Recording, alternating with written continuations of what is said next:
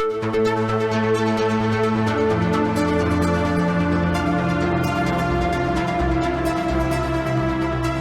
and welcome to the Sensibly Speaking podcast. This is Chris Shelton, your host. Thank you very much for inviting me into your home this week, and we're going to get right to it this week. This is going to be one of those shows, and this is about humanism, and or secular humanism, as it is sometimes referred to, and as you can find a whole Wikipedia article about, which I'm going to read a little bit from, so as to clarify this, and then we're going to get to my guest, Mark Turi. Hey, Mark, just going to welcome you to the show real fast. Hey, Chris, how's everything in Denver? It's awesome, of course. The heat wave has gone mild for the last few days, which has been an incredible relief for us because it was triple digit numbers for a while, temperature wise. How has it been in Hungary where you are? Yeah. Last week was 100 plus Fahrenheit, so 42 degrees Celsius, which is unseasonably warm. But I live in a very beautiful city, and so far it's been pretty cool. Actually, it's been in the high 80s, low 90s, and so that's been a relief, at least weather-wise. Nice. Yeah, I think I'm kind of getting the idea that this is something we're supposed to maybe be thinking about getting used to. Yeah. Climate change. Yeah, exactly. Hello, it was real. It was real the whole time. We weren't kidding. Yeah. Surprise. All right. Well, yeah, surprise. Okay. Well, today we're going to talk about, like I said, humanism. And what do I mean by this? What are we talking about? And is it a cult? Is it a belief set? Is it a philosophy? What is this? What do people do with it? How do humanists behave? Are they Satanists? What are we talking about? Right? Some people think so. And that's what I actually first wanted to help clear up a little bit. And this is a term that is got a lot of weird ideas connected with it out there in religious communities around the United States, maybe around the world. And so I'm going to read a little bit here from the just straight off from the Wikipedia page about this. And then with this kind of clear, we'll then get into why we're talking about this today. Because Mark has had some ups and downs experiences with people involved in the secular community, and that was the launch point for us talking about. Hey, maybe we should do a show about this because we talk an awful lot about the negative effects and repercussions and consequences of extremist religious belief, and there are lots and lots of those. There's a lot of very good reasons to be concerned about people who get extremist when it comes to a God belief or a moral system or, how they think they should go about enforcing those moral systems on people who don't share their beliefs. This is a raging controversy in the United States right now with the whole abortion issue. That all being said, there is a problem with the other side of the spectrum. As with spectrums, you have extremism on both ends. And here we can talk about not humanism as an extremist subject, because it's not inherently that. But that doesn't mean you won't find people who take it to an extreme level or degree and try to do the same kind of stuff that you see people doing in extremist religious circles. And that's unfortunately what Mark has had some negative experiences with, and I have had my share of that as well, on and offline, with the atheist community, so-called. And I'm not anti-atheist in any way as a philosophy or idea set, because I am an atheist. But I'm also a humanist. And the truth is that humanist is the only label I have that I'm actually proud to call myself.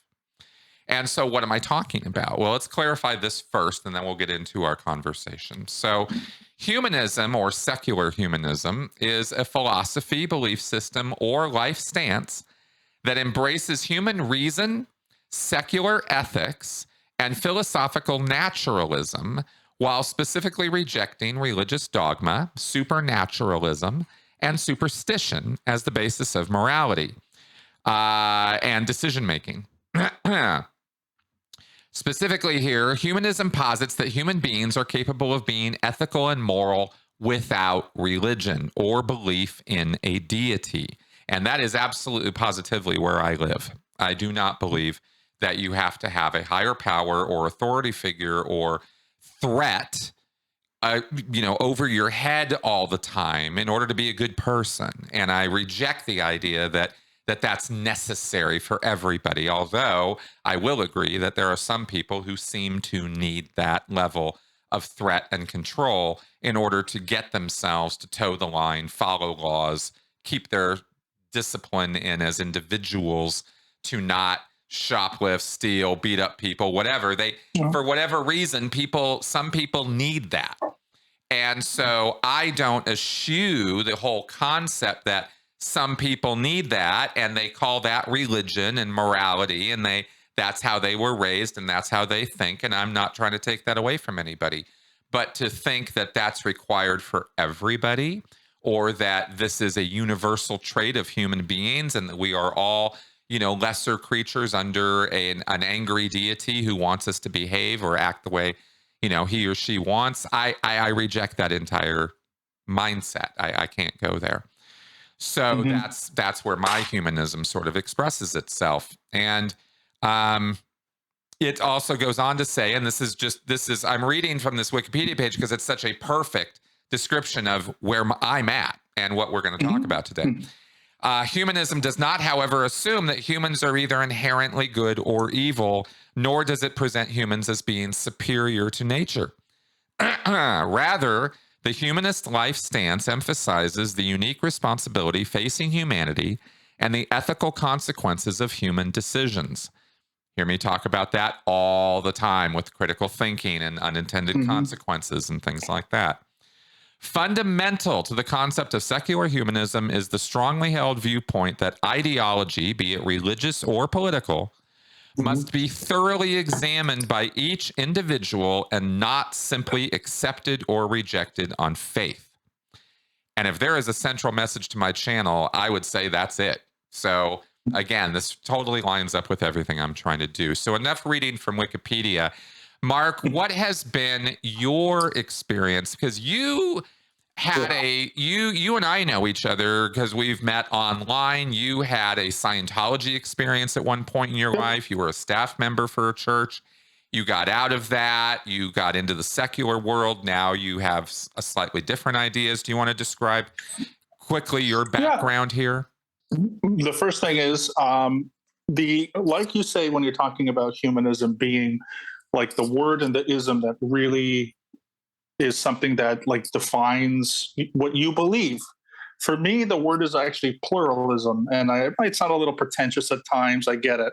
My whole idea now that I've come to believe is that everything I've kind of gone through, because I've studied a lot of different religions and secular groups, each of them have something to contribute to whatever truth is. And so the idea is multiple sources, multiple ideas, and multiple points of knowledge lead to whatever truth is. So for me, what did I learn in Scientology? I also studied Buddhism just before I was a Scientologist. I'm Jewish, and I do go to synagogue. I'm sort of, I'm not Orthodox, and I wouldn't be that because it's not my personal preference. But I look at different belief systems, whatever they are, secular, religious, philosophical, political. I mentioned to you before, Chris, I used to be very much a libertarian. I'm not that anymore. So what did I learn from each of these things?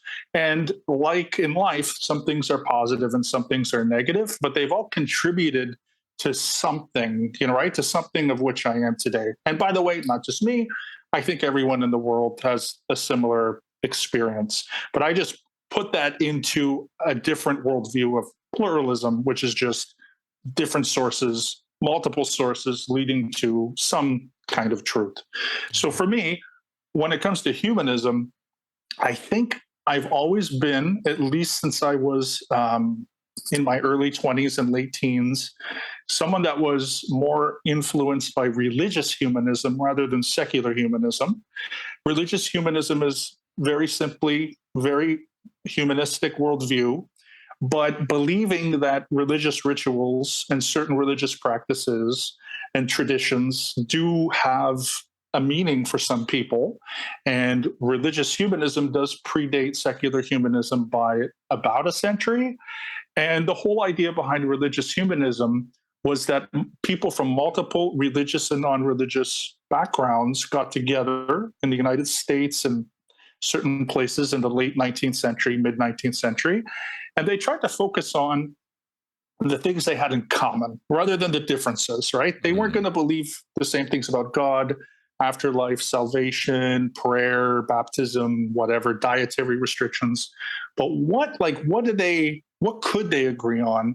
And a lot of it was just focusing on people and improving the conditions of human beings, regardless of their faith or having no faith or whatever. And so that led to religious humanism, very influenced in the Unitarian congregations, Ethical Culture Society, and also today very much influenced in what are called liberal religions. So Reform Judaism, Reconstructionist Judaism, many Christian churches, particularly in cities, everything from Anglicans, Episcopalians, Congregationalists. There's a long line of this, okay? Catholics, even to some extent.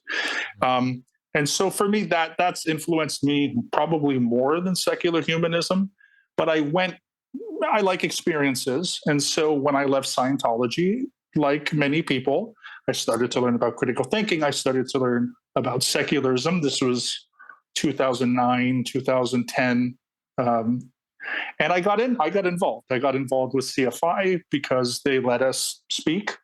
You know, they gave us a forum. Center for Inquiry, which actually you and I met, Chris. Yes, a few years back. That's right. You know, they give ex-cult members, a platform to speak, and other organizations do it, but the first one to give me a platform to speak was Center for Inquiry, and I just started to develop some relationships there. I don't necessarily think I've ever identified as an atheist or humanist, but after the many years of experience that I've taken from that side of whatever you want to call it, you know, science, the philosophy, secular philosophy, etc., I've sort of come to the agreement that, you know, people should not be discriminated based on what they don't believe in. Just because someone lacks belief in God, they shouldn't be told they're going to hell or that they're bad people or they can't be trusted.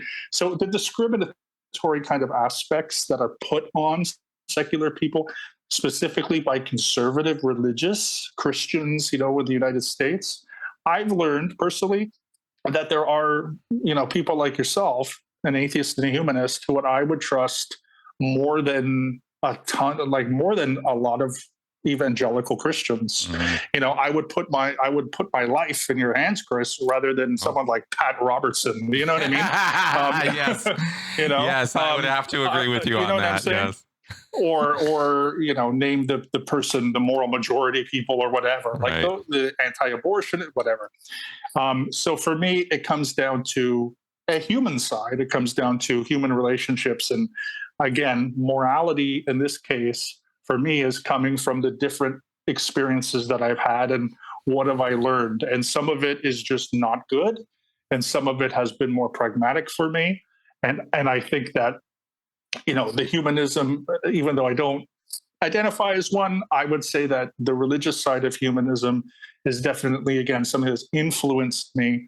And the secular humanism, the secular side of things, was very interesting. I'll put it that way. It really helped me think differently about things like anger and resentment and hurt that can come with a religious experience, like what you and I experienced in Scientology, but that at some point you've got to do something very constructive and deal with those things in ways that sometimes these groups, they might make the situation worse rather than better. Right. And I think that's the problem. I don't have any problems with these groups existing or, you know, officiating weddings or doing whatever they want in a practical sense. You're talking about it's secular. Just that, Talking about secular That's groups what I'm here. saying. Yes, exactly. So I have no problem with humanist groups. I have no problem with atheist groups. I have no problem. Everyone has the right to assemble, free speech, freedom of assembly. It's just that sometimes there's these emotions that come up and that they're exploited in some reason and they fester. And that's the stuff that I couldn't get on board with. And that's what I saw as something being in our old Scientology, where we would say an outpoint. Yeah, right. That to me was kind of something that I just couldn't get past. And so that's probably why I've, sort of discontinued my volunteering or affiliation for at least the past maybe year-ish, was because of that idea that, to me, there's a lot of anger, there's a lot of resentment, and I don't know. Maybe I just reacted to it negatively, but I think moving on from that would be better than holding on to that, which is what I think the particular groups that I have had affiliation with, I believe that they held on too much and it was unhealthy. I guess that's the idea. Fair enough. Fair enough. Yeah. Well, to maybe put this another way for the audience, or to describe, what we're talking about here, because I will speak from my own experience as well, sure. Right? You and I both had a similar experience separately, geographically, but coming out of Scientology, which is definitely an extremist belief set. It's very dictatorial. It's a totalist belief set. It's all or nothing with these groups, right? And this is certainly that way with lots of religious groups. It's not kind of a half in, half out, take it or leave it kind of a thing. And we can certainly say that's true for Scientology. So you come out of a situation like that and you go, whoa, what the hell just, what just happened to me? What was that all about? You're looking for community. You're looking for some support. I found it immediately in the secular skeptical community through a meetup. Skeptics Drinking Skeptically was the group that was together in Minnesota that I first connected with, which was literally just once a month meeting at a pub or at a deli or something. And we would drink and talk and eat, and that was it. It was a social activity, but it was centered around the concepts of humanism and secularism and science, and not, based around, worship or deity or faith or something like that. It was sort of an anti-faith group, really, because these are people who, for the most part, I came to learn, myself included, came to that group because they had been harmed by religion in some fashion. Their experience of it was not pleasant, positive, or fun. And they were raised in maybe an authoritarian religious household. Their free will was suppressed. They were, told what to think and demanded and punished for not thinking that way, not acting the way their parents or their minister or their priest or whatever wanted them to. And they had a very, very negative reaction to that. And so here they are in this group. And me coming out of Scientology, having had, decades literally of bad experiences, I was welcomed with open arms. And in fact, the guy who headed the group was just almost out of his chair, surprised at the fact that an ex-Sea Org member shows up in front of him and starts talking, right? He was blown away by that. So they were absolutely fascinated by the entire topic. But what I found, for me, what was useful and helpful about that was, sure, unloading about Scientology and having people to talk to who lent a sympathetic ear was priceless. There will never be anything I can do to pay that back, so to speak, right? That was an incredibly important thing that I needed at that time. So that support, that help, that sympathy is there. It's in these communities. And I found it again moving here to Denver and hooking up with the Secular Hub, which is in fact the place where I even met my wife. So those are positives. Now, that all being said, right, there are negatives. And some of these negatives have to do with the emotional trauma and the lingering consequences of religious or spiritual abuse. And I'm not saying this to tarnish all of religion with a black brush or something. It's not the point. The point is that in the realm of, organized religious organizations, abuse happens. We all know this. the fallout of that abuse rolls over into the secular world, and that anger and that resentment and that trauma doesn't always die a fast death. People hold on to that, and lacking resources, understanding, education, therapy, right? Which the secular community does its best to try to be a support system and help people out and provide community, and it does that. But it's not like there are therapists standing by or something like that. It doesn't exist, right? And so you can get the trope of the angry atheist, and this is right, and this is what we run absolutely. into, right? Yeah. So now I've described kind of the pros and the cons here in terms of this kind of emotional roller coaster that you can experience in going into this atheist secular world. And that was your experience, my experience. So why don't you tell a little bit more about, you were up in Canada. I'm in the US. Toronto, yeah. Right? So what happened to you or with the group you became part of there? What happened? Well, the first thing was I started in one of these peer support groups, and I actually went for a very long time, year or two, just as a regular. And then when I lived in Toronto, in the actual city, the office of where the group was taking place was maybe a 10-minute bus ride from where I lived at the time. And so then I became a volunteer. Then I was the person for about a year to a year and a half that was actually doing this peer-to-peer group. And what was that? What were you guys? You said support group. What were they doing? Yeah, basically, I don't really know if I should be even using the name, but if you want the name, it's called Living Without Religion. Okay. So it's basically a peer support group in Canada, and although they have different organizers now, and so who knows? I haven't been with it for 5 years, so who knows, right? Sure. Always got to keep an open mind that maybe things have changed. I don't know. Well, 5 years is a long time, and it is a long time. Yeah. So exactly. So I'll put it this way: at the time, I saw some patterns, and again, maybe this is not something that can be falsified, but the patterns that I saw were a lot of people that came from an evangelical background or an ex-Muslim background, and very much former fundamentalists or former extremists. Right. And a lot of anger, a lot of resentment, and a lot of disappointment.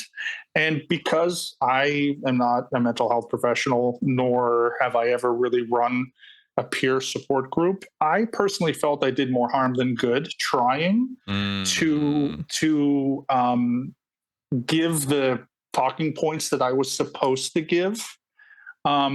Maybe there are people who can do it better, but after a year and a half, and sometimes, you know what, in Toronto, much like in Colorado, you get these horrible winters.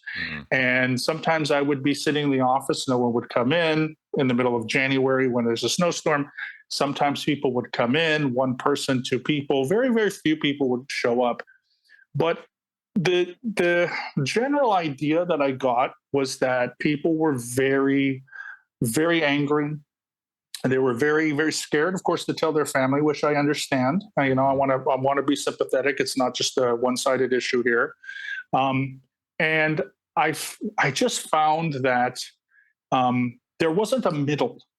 There wasn't anything in the middle. Like what I wanted to tell them was, okay, it could be that this is this idea, this group that we're a part of, skepticism, atheism, secular humanism. Okay, totally fine. This can be for you. This can be you in the future, and you can be content with that and happy with that, and therefore it's what you are.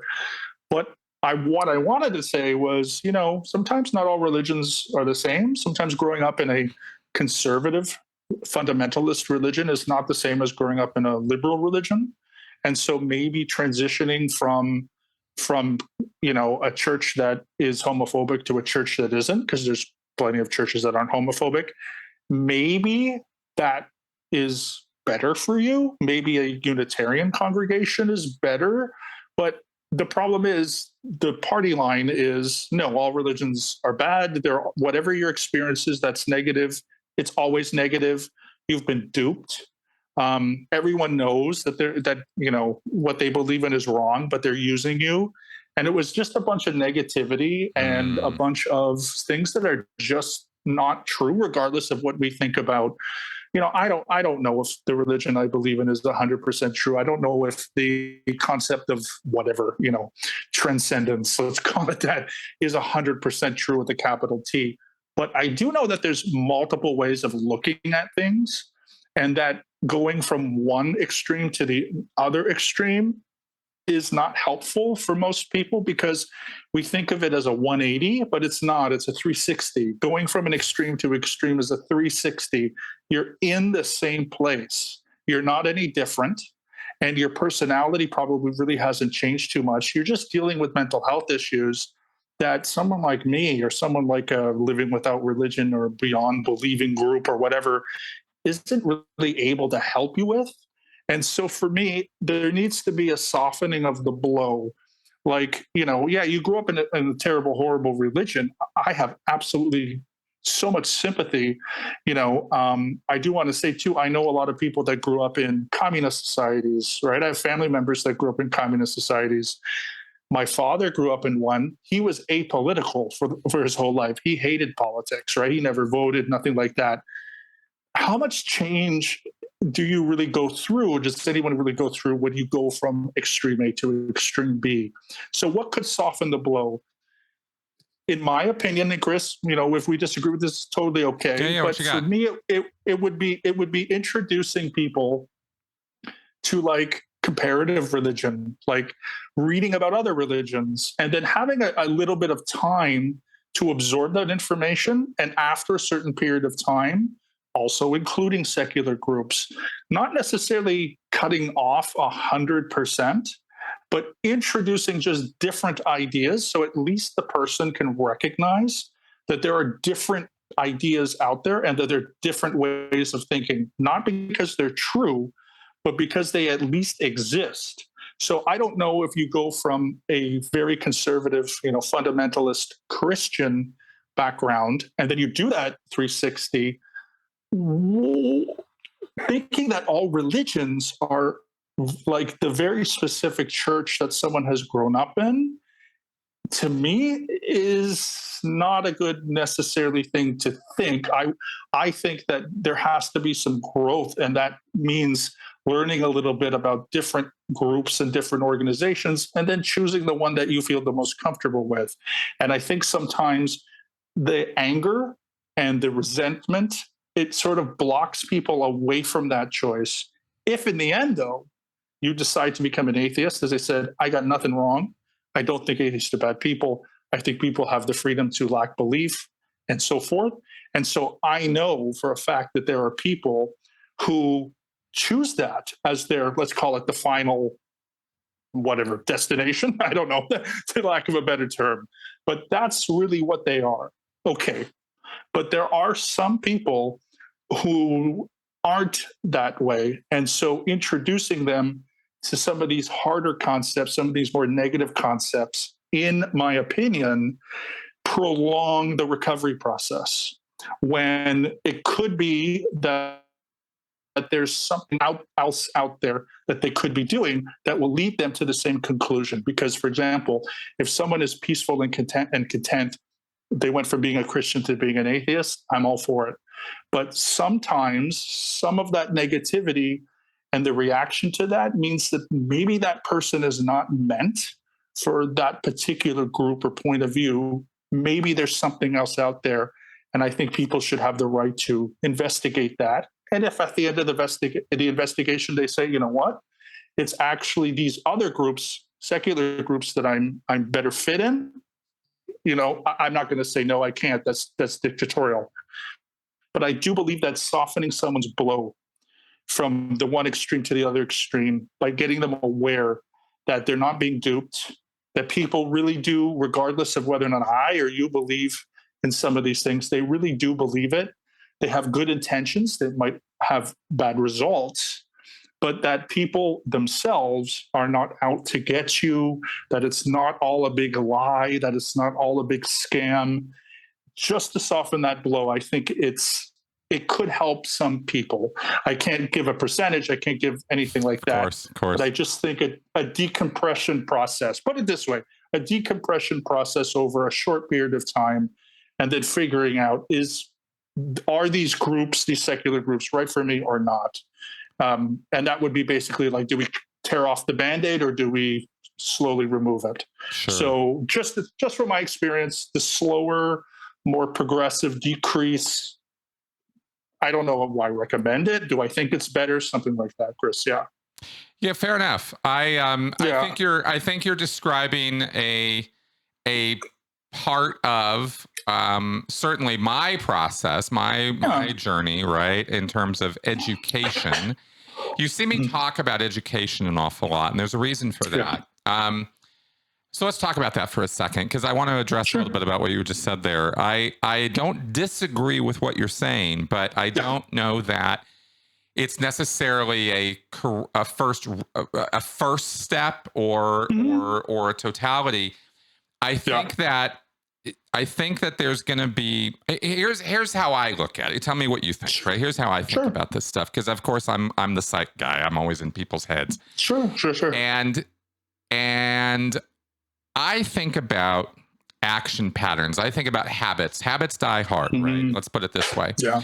Old habits die hard. And when people are raised in religion, or anything, actually, religion or not, any kind of, this could apply with politics. This could apply with sports, folks. I mean, I've seen people go really crazy extreme with sports, right?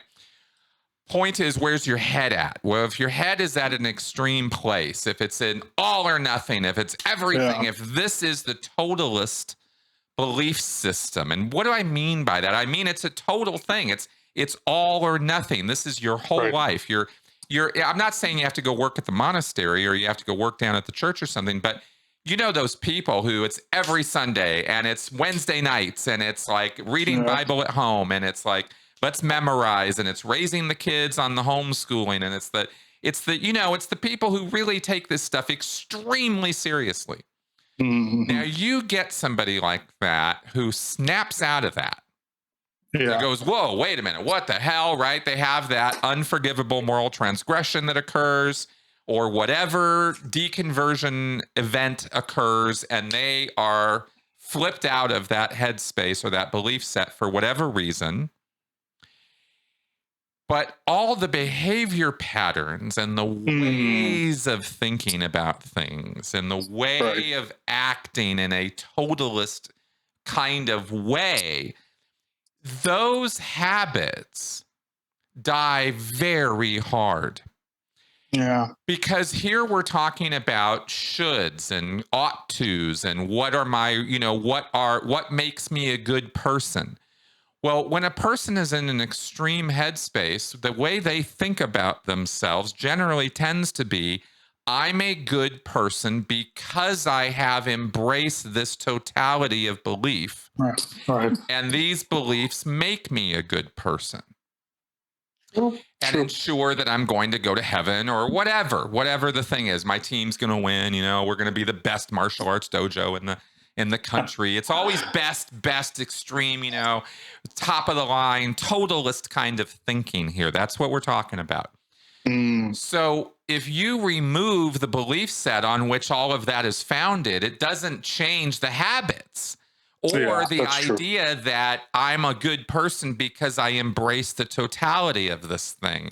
And so what you tend to see, and this certainly happened with me, and this is why I've been so introspective over the years about this, and even this comes up even in therapy, is you go, okay, if I'm now going to not be this evangelical or this Islamic believer or whatever, or I'm gonna eschew that whole belief, I'm a good person because I get rid of it in total. And I adopt this new idea totally, right? And you get this idea of embracing it, right? And so they glom onto science, skepticism, atheism as a new version of a totalist system for themselves, because that's how they're in the habit of having a belief. That's what a belief means to that person. And so what you're suggesting, and correctly so, is let us teach some nuance. Let us teach some, well, actually, totalism isn't necessarily the place to be. And I say, yes, but I think it's going to take a little bit of time, because we need to recognize what we're dealing with. And we're dealing with these old habits. And they're not old habits, they're current habits. Person's still doing it, you know?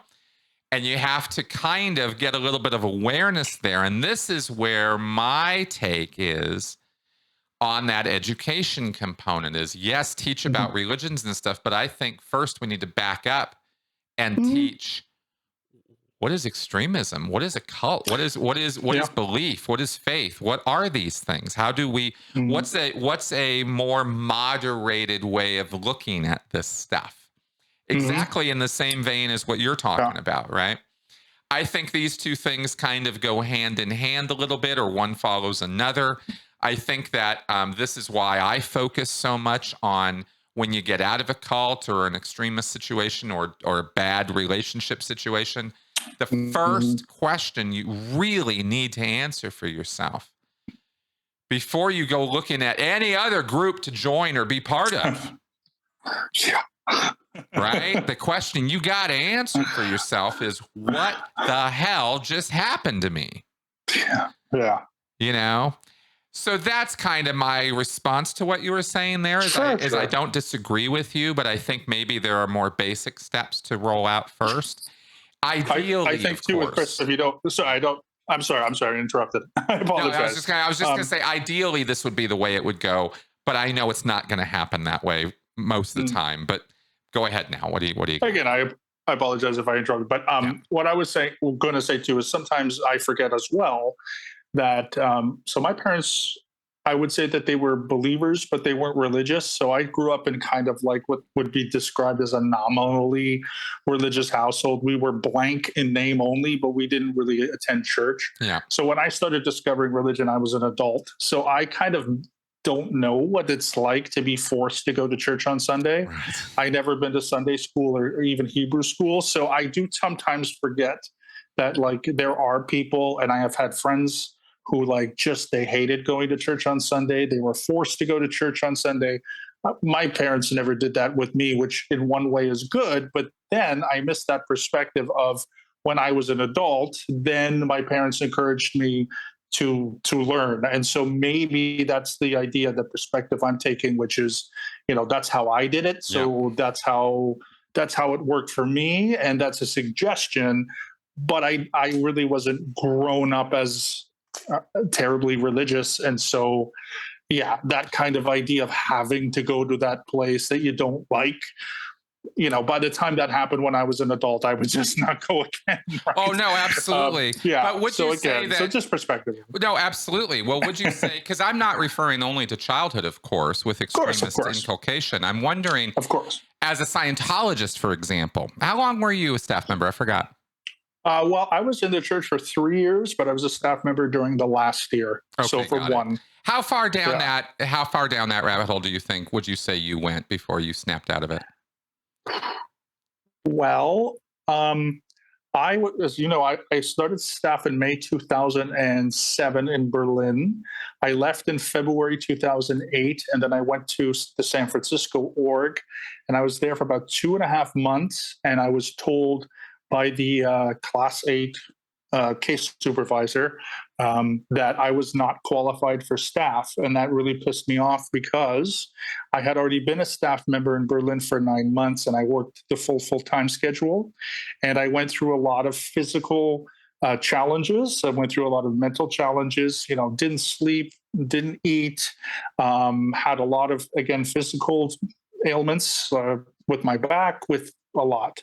So I really got angry, and I have had anger issues for sure in the past. It's been trust issues or another thing that came out of that. So I decided to leave before I was actually in Los Angeles. We were probably there, Chris. I don't know. Who knows? You might have been on base at the time. But I left that PAC base in May 2008. And I was on the RPF at that point. So okay. Yeah, so you wouldn't have seen me. I don't know if I would have seen you, but we would have been, and I actually have friends that were on staff at OSHA.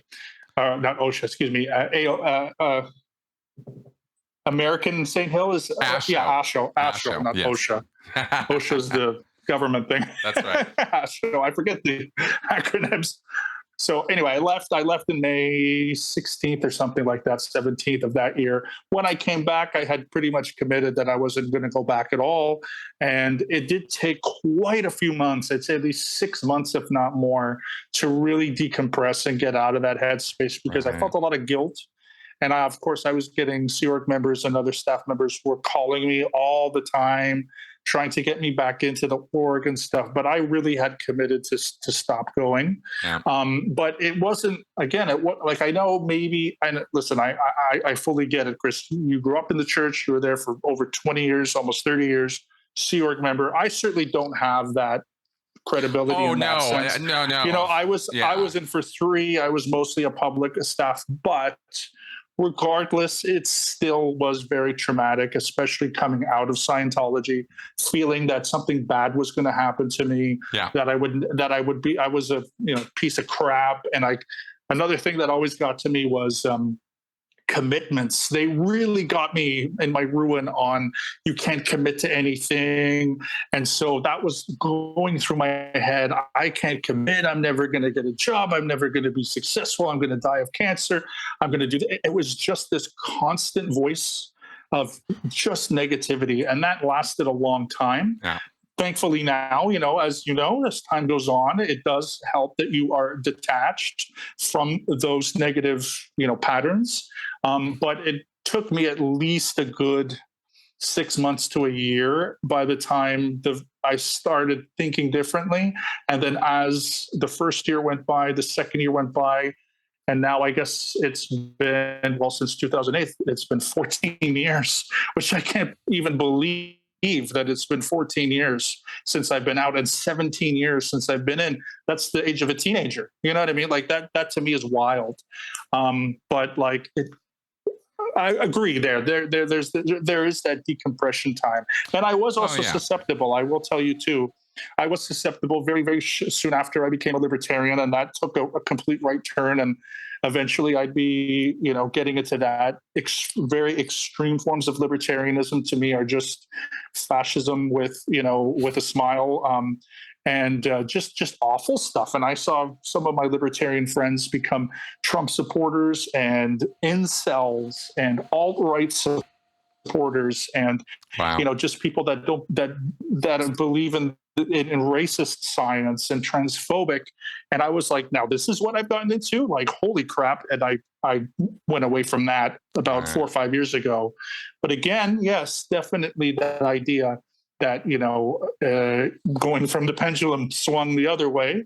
Exactly. I had left Scientologists because that was a collectivist ideology, and I went into libertarianism because that was an individualist ideology, and I was so certain I was an individualist, and it was only me. I was the only person that mattered, and it was like, and now I believe in anarcho-capitalism, and I'm debating whether or not trans people should have rights. Like, this is like the thing that was creeping into my head, and I'm like, huh? This is not me. And I would say I was 10 years, at least 10 to 12 years, let's say, in a mindset that could be called destructive or cultic or extremist. And so only 3 of that was Scientology. But what came after was very, very similar, right? Exactly. Almost the same. Well, and in a way, you're proving you're proving my thesis, right? Because that's that bouncing thing that we talk about, right? And people see this, they notice this, right? You go from one cult to another, this kind of thing. Of course, lots of people accuse other people of that over stupid disagreements, and that's really not okay in the comment section, guys. By the way, you never left the cult, this kind of crap, right? Not helpful. But true, right? True. That can happen, and it certainly did happen with me, and I've described exactly why. Right? You described, Mark. You just described it with yourself, right? Is that until we come to realize that it's not what we're thinking about, but it's how we're thinking about it. That's what I'm harping about right now, right? It's not the belief, it's how we adopt and think about beliefs and how we think for ourselves. What is dedication, loyalty, faith, and belief? What does that mean to me? Because everybody's going to have a different answer. Yeah. Depending on how you were raised, how you think about these things, how much you've read about them, education, etc. So we're all going to have slightly different views of this. And so we're all trying to fulfill our own responsibilities or expectations of, how should I think? What should I think? And we don't necessarily think, we think about the what a lot more than the how, I guess is what I'm trying to stress right now. And I harp on the how. It's like, and I think you do too, because what you were just talking about, right? It's like, well, get a wider view. Have a more moderated view of things, realize that everything is on a spectrum, and that there are shades of gray in everything, and there are no blacks and whites here. That's not how the real world works. It's how our minds work, though, and we can confuse those things, right? We can think this totality of belief we have is a real thing, and it's not. It's just in our head. But when you have the habit of thinking about things that way, you'll tend to be extreme about all kinds of stuff that really, and extremism in general is not good for you, no matter what the topic or subject or area. And the reason why extremism is not good for you, in case you're wondering, no, I should be dedicated, I should be fanatical about these things. I'm a fan of this and this and this, and fan means fanatic. I should be a fanatic. It's good to be a fanatic. I should be all in. And I go, no, you shouldn't. You always need to keep one foot outside that door a little bit, because that's the only thing that anchors you to other possibilities and other answers. And believe me, there is no belief set, there is no religion, there is no faith in anything or anybody that is going to answer every question, satisfy every need, and fulfill every emotional demand that you have. It just doesn't exist that way, And that's where we can all, as human beings, we can really lose the plot by thinking that somebody or some group or something is going to be everything for us. And then once we adopt that idea, we start making very weird ideas that this is actually going to be everything for everybody. Yeah. And everybody needs this, right? And that's the Scientology clear the planet thing, or the Islamic jihad thing, or the Christian nationalist thing, right? Which we see so much of these days because people are so riled up, because they are so on a razor's edge of their anxiety and their own personal survival and their family survival, that they just like gone to these extreme ends. So anyway, so there's some commentary on that. What do you think?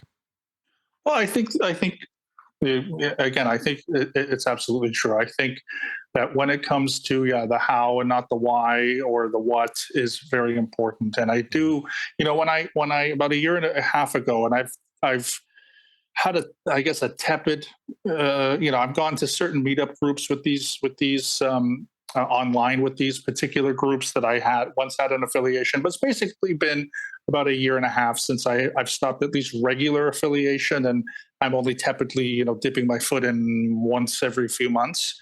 And I haven't in many months. But the conclusion that I've come to is that I'm actually happy that these group exists for the people that find some kind of comfort, peace in those groups, whereas not everyone is going to. And so if it's not for me, that's totally okay, because even the groups that I go to now are not for everybody either. And I have to acknowledge that. And as long as we can acknowledge that, at some level, whether or not we're talking about capital T objective truth or small t subjective truth, when we talk about certain experiences that we have with groups, we're talking about the small t. We're talking about subjective. And That's for right. me, the subjective experiences that I had with those particular groups were not for me. There are groups out there that are better fitted for me, and I've come to that conclusion. I'm not fighting it anymore. I'm not getting into fights anymore. I'm not getting yelled at anymore. I'm not. I'm not calling out people that I think are saying things that are demeaning or whatever. And so the conflict has kind of resolved itself, and so that means it wasn't for me. And so the groups that I'm in are not going to be for some other people. And what I do like about any group is that particular groups that, again, are more liberal and more moderate, they tend not to be actively proselytizing all people to get in. They're confident Right. enough that if you're welcome in, and if you want to be here, great. If you don't, then something else will work for you. Because in the end, although again, there is an aspect of religions and some religions that make these large, aggrandizing capital T truth statements, really what I've learned from religious humanism is that there is a part of our subjective human experience that some people just really like religious rituals and traditions and celebrating things that are religious, and other people like the secular side. And that's really, to go back on humanism, that's really the divide. And so for me, there are certain cultural events, there are certain religious events, there are certain aspects of life within the Jewish culture and the Jewish faith that I like. And so I do them, but I'm not out there with the sign telling people you're going to hell, because that's not a thing, right? So the whole thing is, at the end, yes, there are aggrandizing capital T truths that some religions try to assert, but in the end, whether something works for you or doesn't work for you is based on subjectiveness, and it's okay. Like it's okay if you think that you found the truth, but then it's making you miserable, and you don't want to be there, and you're making other people miserable. That might mean that it's not for you. And so there will be other situations and groups that's out for you that you might find are better. And just by looking at them and having those experiences, then you can find the ones that fit you more. And I would just say, I didn't fit in. I fit in better with other groups.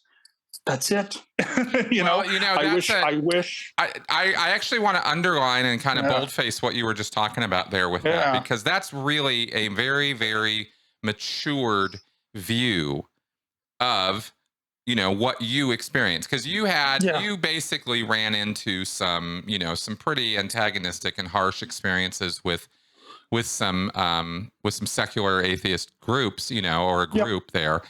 And I wanted to, and I don't we don't need to get into all the specifics of that, only I want to point out that the thing I was so impressed with hearing from you just now is that not all groups are for everybody, right? And and not everybody is for everybody. And just because you go to a group and a couple people rub you the wrong way doesn't make that group a cult.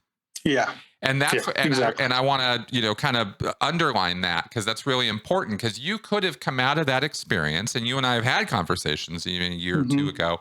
Is this a cult? What's going on here? These people, they're so extreme, right? And they're so angry and they're so upset. And every time I try to tell them to, maybe moderate their tone or calm down a little bit, it just makes it worse, right? They're just like, they're so angry.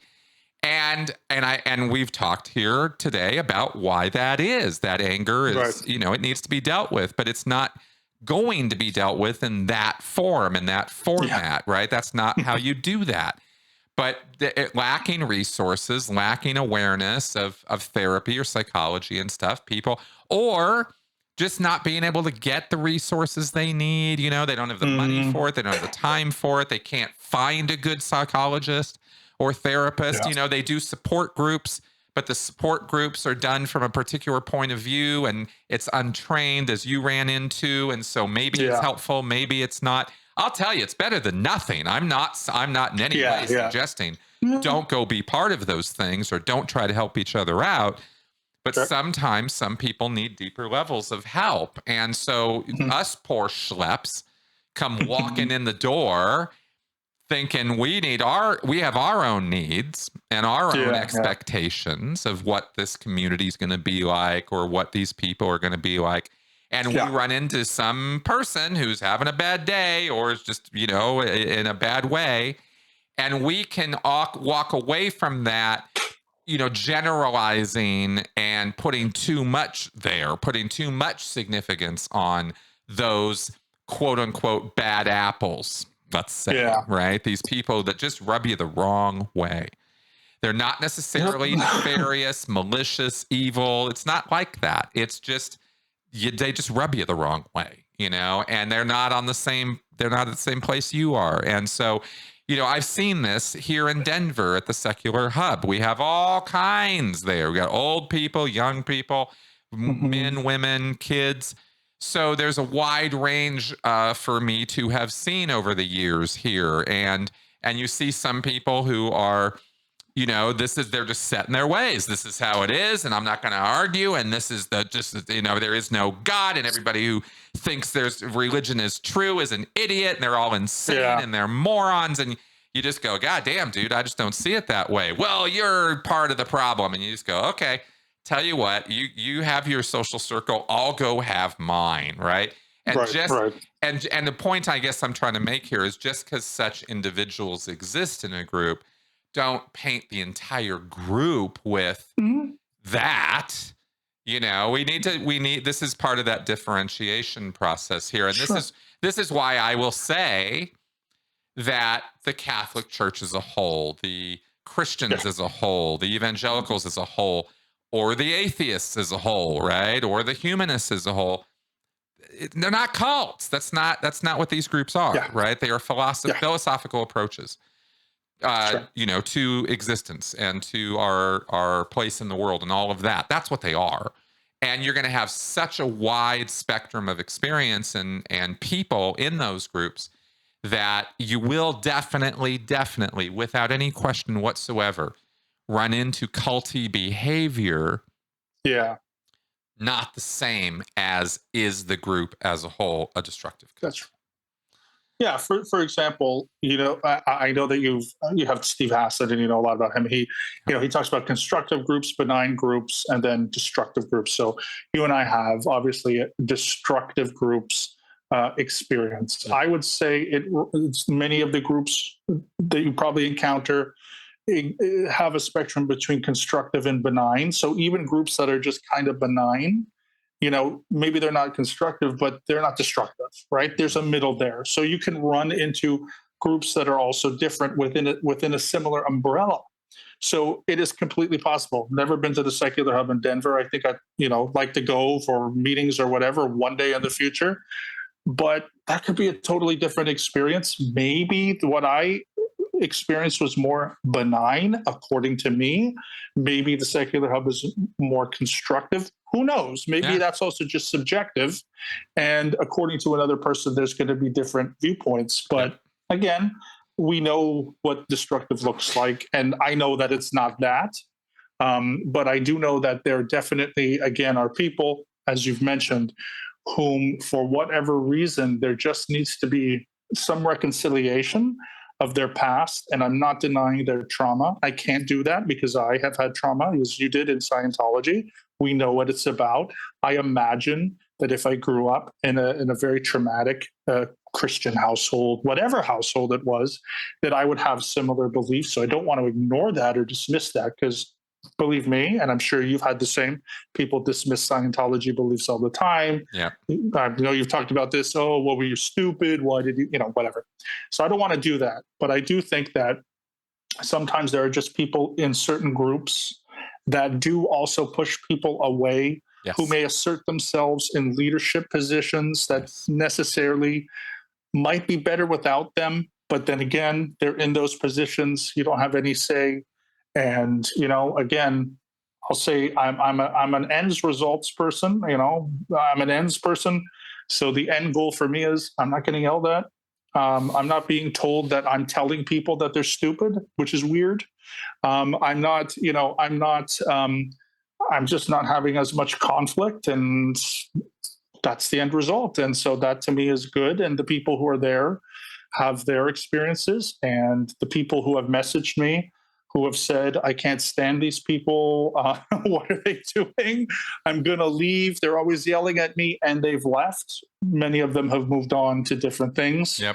And again, I'm not anti secular groups. I think they are for the people that they are for, who take them and get whatever they want out of it. And so obviously I have no power over that. It's not my choice. And I can only control what I do, what groups I associate with and not associate with to some extent. But it's for the people who it's there for, and it's not for maybe a lot of people, but that's also okay too, Well, because someone is getting something out of it, you well, know? yeah, I don't know. well, let me throw this out at you too, right? Because Sure. we've spent an hour talking around and about, you know, the reasons why some people can be Right. real dicks in the humanist Yeah. atheist world. I mean, let's just be Sure. blunt now, right? Like we've talked around that, we definitely understand it, but now I Right. think it's time to make another point on this, and an Mhm. important Mhm. one. You know, manners and etiquette are the grease that drive that smooth the operation of human relationships. Right. That's why we have them. We did, you know, manners and etiquette are not organic and natural to us. They are very Mhm. unnatural. It is that discipline, right? Of letting the other person speak, of hearing what they say, not just waiting for yourself to talk. It's it's the granting of importance to another person just because they exist. Not necessarily granting that they are right in all things, but granting importance and respect to the fact that they exist. Mhm. That will get you farther than almost anything in this world, is if you can actually master doing that, by the way. Mhm. Mhm. I'm no master at it, but at least I know I'm enough not to know either. that. Um, so when you talk here about people who are very angry, who get into leadership positions, or they are very clicky, or, you know, just kind of dicks, right? There's a Yeah. very, very important point that needs to be made, and this is not really made often enough. Although I think it's generally kind of understood, but it's kind of one of those unspoken things, and people tiptoe around it. So let's face it head on. Mm. Just because you have trauma, just because you have a mental illness or a personality disorder or a condition of some Yeah. kind, or you've had some really bad shit happen to you, doesn't give you any excuse to be a dick to everybody else. Yeah. Mhm. Period. Right? It just doesn't. Your trauma is your trauma. Your experiences are your experiences. And if they were awful, I will be the first person to understand why you don't feel so great all the time, even. Right? Why that sucks for you. But it Mhm. doesn't mean that you get to just lay that off on everybody else and make everyone else as miserable as you are, right? That's not how this works. Mhm. I you know, I this is hard to talk about, right? Because it's like I have so much compassion and sympathy for people who have been through traumatic things, who have PTSD or complex PTSD or those symptoms, and struggle with it. I know the struggle. I know how hard it is. I know what it's like to not want to wake up in the morning. I know what it's like to have nightmares, you know, all night long. I know what it's like to be irritable and upset and annoyed with everybody, you know. Yeah. And I mean, I've been there so many times, right? Well, so many of us have. But you got to get over that too when you're talking about relating with other people. And if you can't, well, then you need to stay away from other people for a while until you can deal with that. But, Yeah. you know, but there's that point of like, it's not an excuse to just treat other people as though they don't mean anything or are not important or don't matter. That's really what it comes down to. I don't mean you have Yeah. to agree with everybody else. You have to get along with everybody. You have to even have compassion for everybody. I'm not saying that. I'm just saying don't be a dick. And we use that can be used as an excuse. You can excuse other people's behavior because of that, or you can excuse your own. And I'm kind of drawing a line in the sand and I'm saying it's not right. So while I will understand all day long where your anger comes from, how well justified it is, and how you have very legitimate points to make about how religion or philosophy or ideology or whatever did that to you. I get it. Talk all about it. But manners and etiquette and respect are important. And you have to treat other people better, right? We really need to do that. And so I just wanted to say that really bluntly because, I don't know. What are your thoughts? Well, I've definitely been on the other side of that, where you sort of you feel hurt and then you want everyone else to be hurt. I've done that before many times, and that was somewhat of my experience in undergrad, particularly courses, because I didn't get along with a lot of people because. One thing that happens with me that I'm learning to, which is why I'm sort of away from the Zoom stuff, is I don't know how everyone's sort of out there, how they think. But for me, when I get multiple points of information at once, especially when people are talking, I really want to respond to every single point because I think I've got something to say. And then I can't. So then it builds up and up and up and up. And I react very frustrated and I react kind of out of anger. And especially if somebody says something that I don't think is right or I know is not right. And I'm very sarcastic. Like, I know sarcasm is your second language too, Chris. But like, I can be very sarcastic and exactly. Sarcasm is without a doubt the greatest thing ever. Yeah. Like that kind of thing. And so on, so on. So yeah, I'm not gonna say that I haven't done that. So, but I think of it in a different way, of course, because I'm the one who's trying to relay, which is I just think I'm questioning people, which I think is good in a supposed group where people are supposed to be questioning things. But maybe I don't know where the line is, and maybe that's another thing. But for me, again, separating myself, not going to certain groups that give that. And it's not just on Zoom. Also, we're finding myself in pub nights where you gather around a big table and there's one discussion and there's all these people talking and talking over people, and then the things build up in my head, and I end up getting, for whatever reason, just a lot more frustrated because. And I don't know if it's an arrogance. I don't know if it's an arrogance thing. It must just be kind of a processing thing, maybe. But I've sort of separated myself from that, and I'm just kind of like, well, now because haven't had really that much of those particular, let's say, triggering experiences for more than a year. Like, I'm okay with it, Like, I don't mind. I do language lessons at language schools, and we're in a lecture seminar type thing, and people are talking and people are doing things, and I find myself more able to just not like interrupt as much. And so, like, when you talk about maybe just letting go, and maybe it's just that format is not for you, maybe it ignites something that just isn't your character, because it's just a format thing, and it's a processing thing, and sort of stepping away and just realizing, like, is this really what I want to do? Is this really right for me?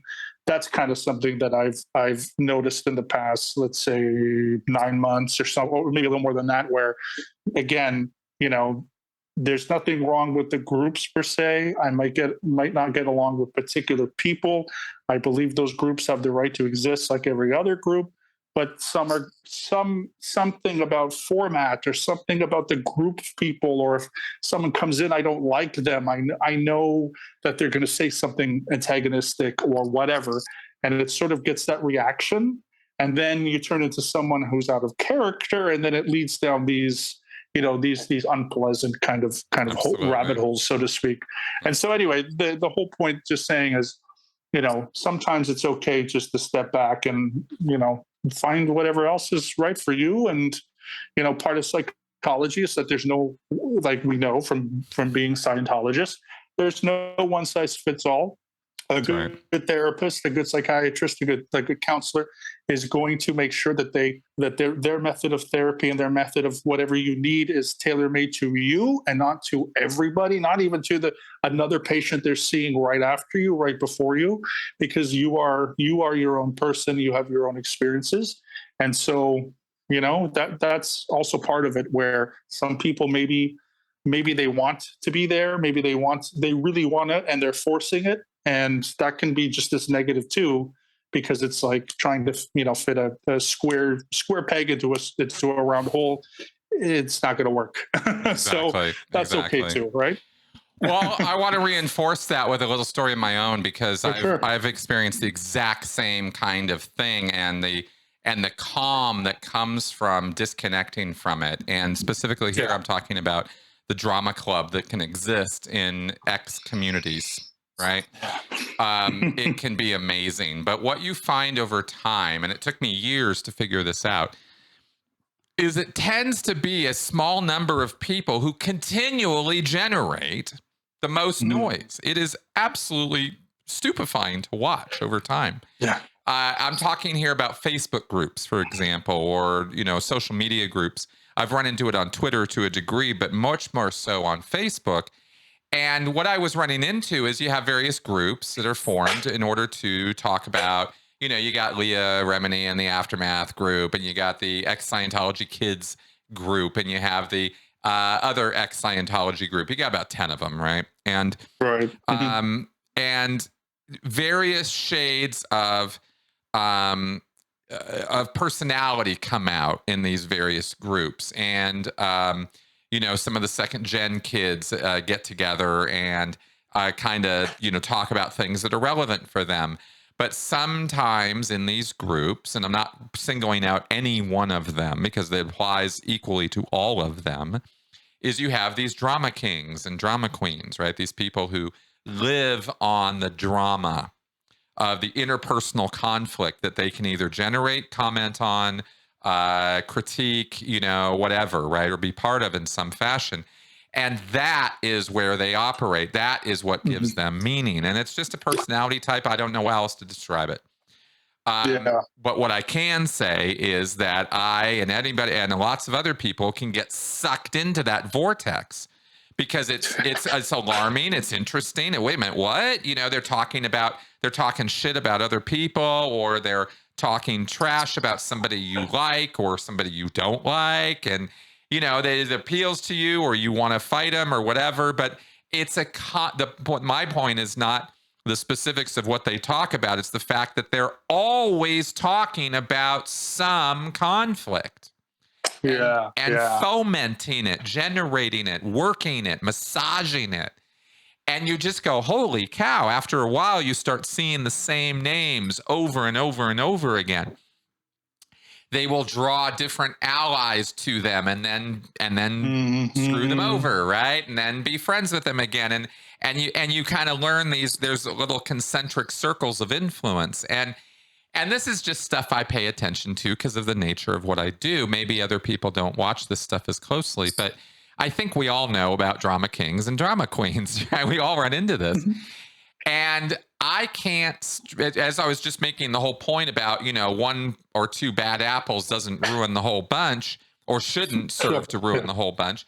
I think these drama components, these drama kings and queens, also shouldn't serve to ruin the entire X experience, because it's always a minority. I've seen it in the JW world, the Mormon world, and the Scientology world.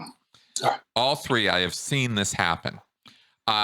And I just wanted to comment on it because we can, again, go too broad with that. Oh, those guys ruin everything. Well, I found it very helpful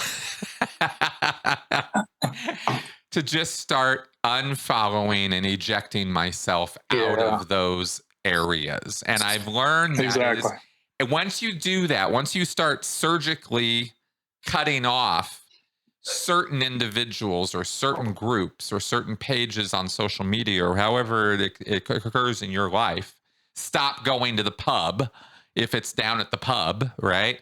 Whatever it is, eject from it for a while. You know, you always have the freedom to go back. And I was it was such an education for me to eject out of social media, go get my education, because the whole time I was getting my education, I pretty much wasn't on social media that much. All my time was very much redirected to learning and writing and stuff like that. And then I went back to one of those groups. Yeah. I won't say which one, but I went back to one of those groups. And within 3 days, the drama was starting again. I was getting reeled into it. I had people insulting me. And I was like, wow. You know, you get away from it for a while. And of course, with my field of study, you know, I kind of recognize extremist behavior right away. And here it was being demonstrated right by other former members of my own group because of again, I can understand the individuals involved and the reasons why they would do that. But I can also understand why I don't want to have anything to do with it. Because it's not constructive or productive or useful for me to be part of that. I'm not that guy who wants to do that. So I ejected right back out of it again, and I didn't look back. And I only throw that out there as an example of you have choices you can make with who you connect with, what groups you connect with, how you go about doing this. And I guess getting back to the sort of the central theme of what we're talking about today, whether it's a Scientology group, which is inherently a destructive cult, an ex-Scientology group, the ex-Scientology group's not a destructive cult, but Scientology is. Yeah. You know, when you're going to, in other words, when you're going to deal with groups that have members or people in it who came out of extremist headspaces, you can expect and predict some more extremist behavior, even if the group itself is humanist, is the apple pie club. I mean, it doesn't really matter what the group is. People are people, and you can run into toxic behavior anywhere. And I guess that's my long story to demonstrate that short point. And you have the power to eject out of that and never forget that, I guess is what I'm trying to say. Well, I also feel sometimes too, at least I know, sometimes there's a guilt that's associated with disconnecting, because part of you thinks, well, I should be strong enough to take this criticism or to take these things. That's why I stayed for so long. And then you feel bad, because then you're like, what are you, a snowflake? Yes. Are you too sensitive? Yes. Like, just deal with it. And then you're thinking, yeah, but I'm like devoting a quarter of my day, and the mentality and it's keep coming back. And that's not healthy. No. So it doesn't matter how tough you are or a man. The manly thing to do is to do. You know what? If you're holding a grudge and you just can't get the fuck over it, just take a step back. Like, no, who cares? Like, right. You know what I mean? It's not like you're going to be ultimately judged for that thing. Well, I'll tell you. I'll tell you what is here's the awful thing about this that you just have to come to accept. And I don't know, maybe this is more of a thing for me because I'm a semi-public figure or some shit. But I had to get over myself a little bit. Yeah. And realize that not everybody was going to like me. And I wasn't going to get along with everybody. No, this was a real problem for me. This was a big problem for me, is I really wanted to get along with everybody. And it was a big day for me when it really hit me between the eyes that is my problem. Yeah. There's just no truth to that. You're not going to get along with everybody. And there are people out there who are going to absolutely hate you just because you wear glasses, just because you're white, just because you're a guy, just because this, that, the other thing, things you can't do anything about. obviously this is one of the lessons we're all supposed to learn as we grow and mature, but we have to learn it over and over again. And I certainly had to. But it was a lot of freedom to learn that, because then when you're not chasing that approval, chasing that admiration, then you can let it go.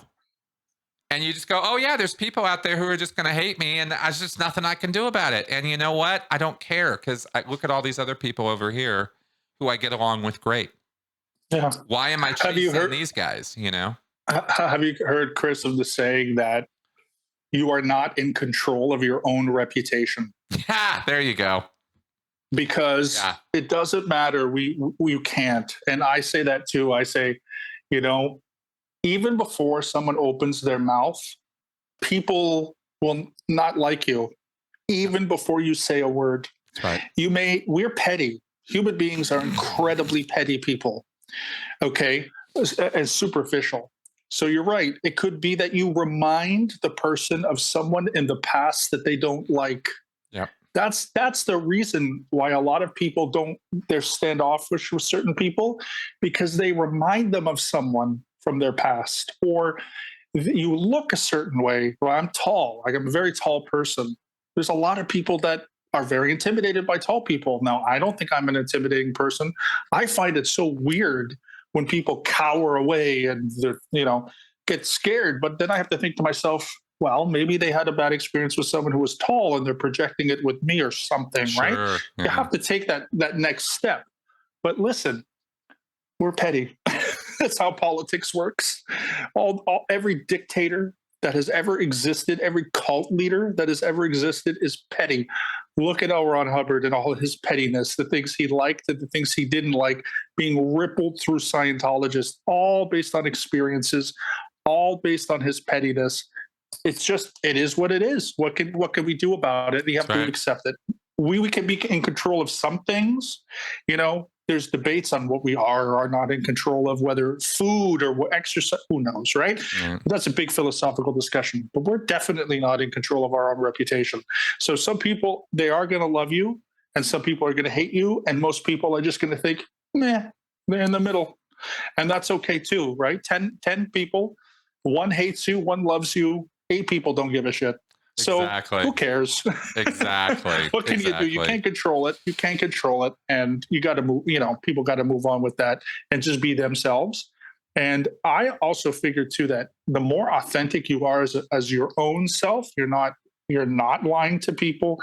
You're not being too enthusiastic when you're not an enthusiastic person or whatever. The more people look at the authenticity, and especially on YouTube, is actually one of the reasons, Chris, why, when you started your channel, I probably got into your videos maybe a year or two after you started your channel, but I keep coming back because you are a very authentic person.